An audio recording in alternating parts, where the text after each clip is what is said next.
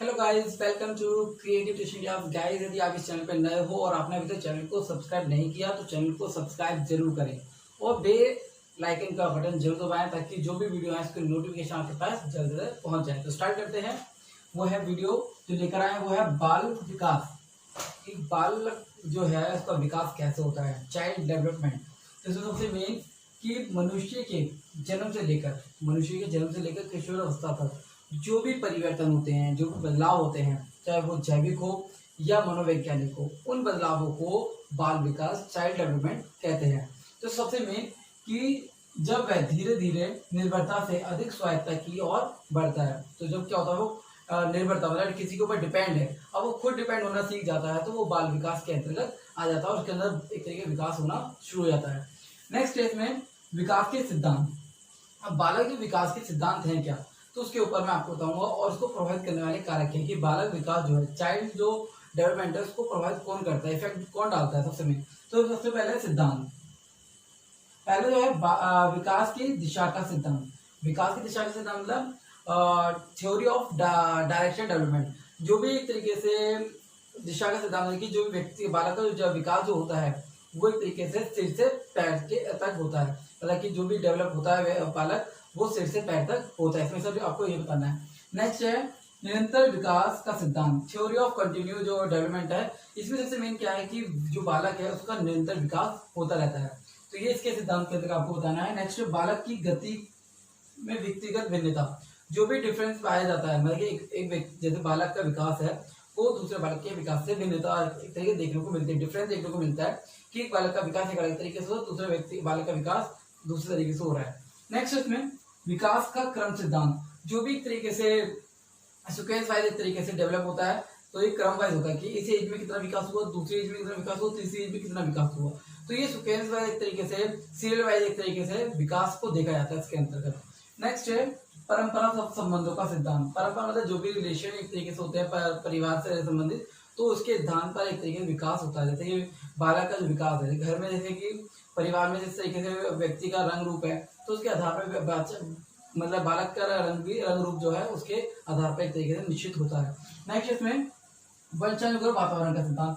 और इसमें बालक का जो विकास है सबसे मेन, तो वातावरण सिद्धांत के ऊपर निर्भर भी करता है कि सबसे मेन वातावरण जो होता है उसके आधार पर एक तरीके बालक का एक तरीके से डेवलप एक तरीके से होता है। नेक्स्ट के बाद प्रभावित करने वाले कारक। तो सबसे मेन वंशा अनुक्रम, डेटिंग जो होता है, तो इसमें सबसे मेन वंशानुक्रम होता है कि जो व्यक्ति, जो बालक है या व्यक्ति है, उसका जो डेवलप है, वो उसको प्रभावित करने वाले जो कारक है वो है वंशानुक्रम। वंशानुक्रम मतलब कि पीढ़ी दर एक तरीके से कुछ फैमिली के इश्यूज होते हैं, उसके आधार पर एक तरीके से प्रभावित करता है एक तरीके से। नेक्स्ट है वातावरण। एनवायरमेंट जो होता है एक तरीके से बालक के विकास को प्रभावित करता है कि बालक का विकास किस प्रकार डिपेंड कर रहा है कि किस प्रकार का वातावरण चाहिए, तो उसको प्रभावित करने में सबसे एक तरीके से प्रभावित करता है वो वातावरण।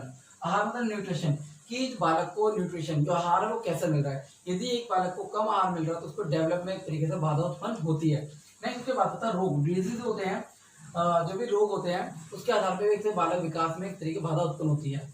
फिर है संस्कृति, कल्चर के आधार पर बालक विकास में बाधा उत्पन्न होती है। फिर आता है परिवार। परिवार जो है पोजीशन की, परिवार की पोजीशन क्या है। एक होता है परिवार बड़ा, एक अच्छा परिवार होता है जो लाड प्यार मिलता है बच्चे को, तो वो एक तरीके से डेवलप करता है। एक बच्चे को डेवलप करने प्यार लाड प्यार नहीं मिल पाता, तो उसका एक तरीके डेवलप जो है वो एक तरीके अलग तरीके से होता है। तो ये एक तरीके प्रभावित करने वाले कारक है। अब उसके बाद आते हैं विकास के अवस्थाएं। अब मैं इसके बाद में आपको बताऊंगा बालक की जो विकास की अवस्था है वो क्या है। पहले हम बात करते हैं विकास की अवस्थाएं। और विकास की अवस्था क्या है, सेल के अनुसार कि जो सेल है वो कहते क्या है कि बाल शेष अवस्था कौन सी होती है, बाल अवस्था किस एज की होती है। तो उन्होंने अपने विचार रखे जो शेष अवस्था है वो 1 से 5 वर्ष के बच्चों की होती है। दूसरा उन्होंने बताया कि बालकाल जो अवस्था होती है वो होती है 5 से 11, और उत्तर किशोर अवस्था जो होती है 12 से 18। ये उन्होंने अपने विचार रखे। उसके बाद आते हैं रोग। शेष अवस्था 1 से 3 वर्ष के बच्चों के अंदर होती है, और आरंभिक बालक अवस्था 3 से 6 वर्ष के बच्चों, और उत्तर किशोर अवस्था 6 से 12। फिर आता है किशोर अवस्था 12 से 18। तो ये अपने विचार उन्होंने दिए। अब मैं आपको बताता हूँ कि बालक की जो अवस्था है वो कौन कौन सी, जैसे कि शेष अवस्था, बाल अवस्था, किशोर अवस्था। चलो स्टार्ट करते हैं, इनके बारे में आपको बताता हूँ कि बाल अवस्था होता क्या है।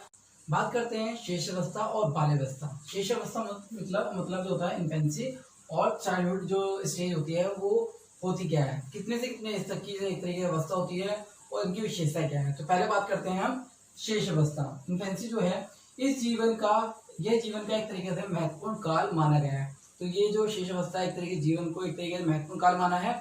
और इसके बाद जो है ये अवस्था 1 से 5 वर्ष, जो ये अवस्था होती है वो 1 से 5 वर्ष की अवस्था होती है, जिसमें बच्चा 1 से 5 वर्ष तक जो भी क्रियाएं करता है, जो भी इसमें परिवर्तन आता है, उसके अंदर इसमें वर्णन किया जाता है।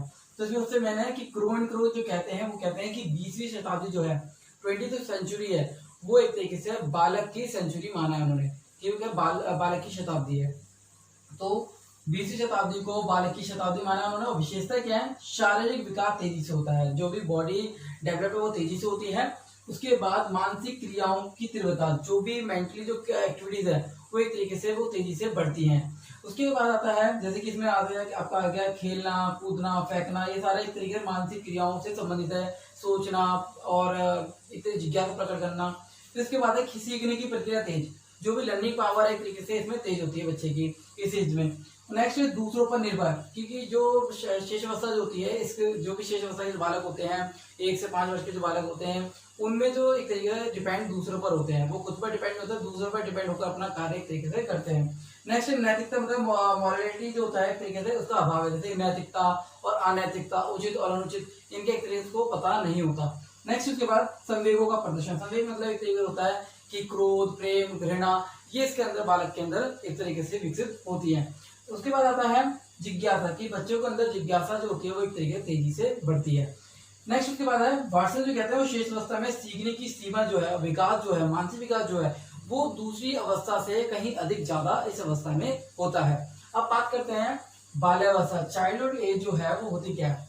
तो इस जीवन का अनोखा काल माना है एक तरीके से ब्रॉस्कोक ने एक तरीके से, और यह अवस्था जो है 6 से 12 वर्ष की अवस्था है। तो ये जो स्टेज जो होती है एज की, इसकी 6 से 12 वर्ष की होती है। और बालक का शारीरिक विकास तेजी से होता है और इसके साथ साथ मानसिक, शारीरिक और सामाजिक और संवेगात्मक विकास तेजी से होता है। आप ये भी लिख सकते हैं। नेक्स्ट विशेषता क्या है इसकी, कि शारीरिक और मानसिक विकास तेजी से होता है, जैसे बॉडी और मैंने आपको मेंटली जो डेवलप है वो तेजी से होता है। मानसिक योग्यता मतलब जो भी मेंटली कैपेसिटी जो होती है उसके अंदर एक तरीके से तेजी से विकसित होती है। उसके बाद जिज्ञासा की प्रबलता, जिज्ञासा मतलब कि इस एज के जो बच्चे होते हैं 6 से 12 वर्ष के जो बीच के बच्चे जो होते हैं उनके अंदर एक तरीके से सीखने की जिज्ञासा बड़ी तेजी से बढ़ती है। उसके बाद आता है रचनात्मक कार्य में वृद्धि, जो भी क्रिएटिव जो वर्क होते हैं उनमें एक तरीके से रुचि उनकी बढ़ती है। उसके बाद सामूहिक खेलों में वृद्धि, जो भी सामूहिक खेल मतलब कि ग्रुप वाइज जो खेल खेलते हैं उनमें बच्चों के अंदर रुचि होती है, क्योंकि सबसे मेन इस एज के जो बच्चे होते हैं वो ग्रुप में खेलना ज्यादा पसंद करते हैं। एक बात है नेक्स्ट उसके बाद सामाजिक व नैतिक गुणों का विकास, जो भी मॉरलिटी जो है उसका विकास तेजी से होता है, सामाजिक सोशल एक तरीके से डेवलप तेजी से होता है। तो ये बच्चों के जो है विकास की विशेषता बता रखी है किस प्रकार। बाल्यावस्था जो है मैंने आपको बताया 6 से 12 और अनोखा काल माना है इसको, और शारीरिक विकास तेजी से होता है, इसके साथ साथ मानसिक, सामाजिक और संवेगात्मक विकास भी तेजी से बढ़ता है। तो इसकी विशेषता है शारीरिक विकास और मानसिक विकास तेजी से होता है, और जिज्ञासा की प्रबलता, रचनात्मक कार्य, सामूहिक कार्य और सामाजिक और नैतिक गुणों का विकास ये तेजी से विकसित होता है, ये विशेषता है। उसके बाद मैंने आपको इससे पहले बताया था आपको कि महत्वपूर्ण काल माना जाता है इसको 1 से 5 वर्ष की अवस्था होती है, और 20वीं शताब्दी को बालक की शताब्दी माना है क्रो एंड क्रो ने।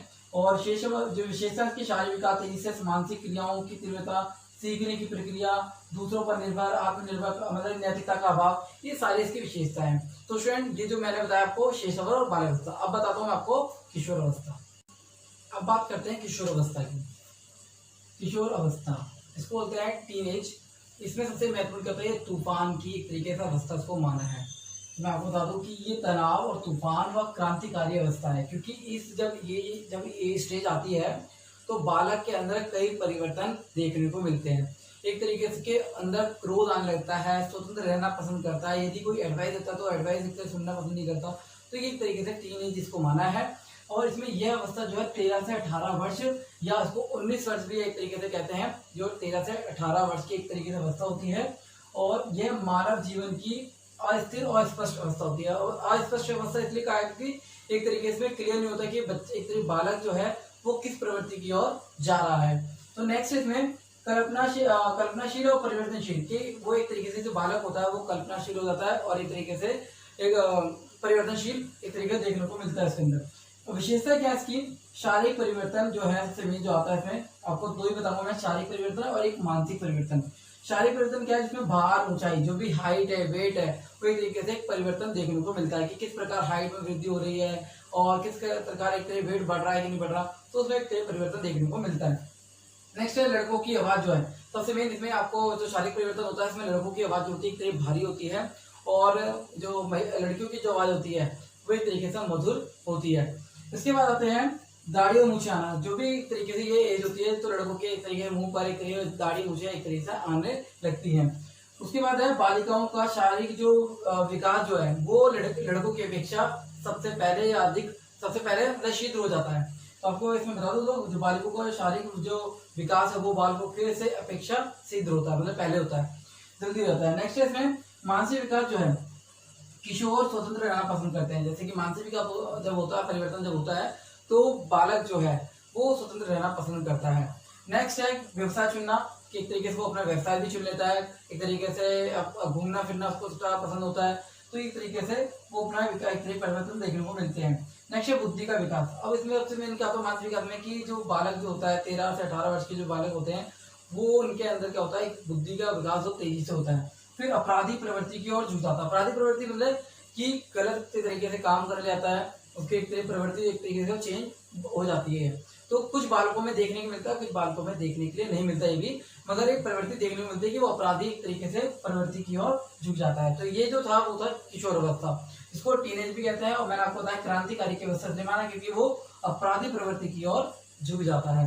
अब ये अवस्था 13 से 18 वर्ष और अस्थिर और अस्पष्ट है। और मैं आपको विशेषता बताई, मानसिक विशेषता और शारीरिक विशेषता जो बहुत महत्वपूर्ण है। तो इसमें सबसे में मानसिक और शारीरिक जो विशेषता है वो सबसे महत्वपूर्ण मानी जाती है। तो स्टूडेंट जो मैंने वीडियो में जो बताया है कि बालक विकास क्या होता है, बाल विकास, और उसमें कौन कौन सी अवस्थाएं होती हैं, किशोरावस्था, बाल्यावस्था, शिशुअवस्था, तो इनके बारे में आपको मैंने बताया। तो उम्मीद करता हूँ कि वीडियो आपको अच्छी लगी होगी, तो इसको लाइक और शेयर जरूर करें। धन्यवाद।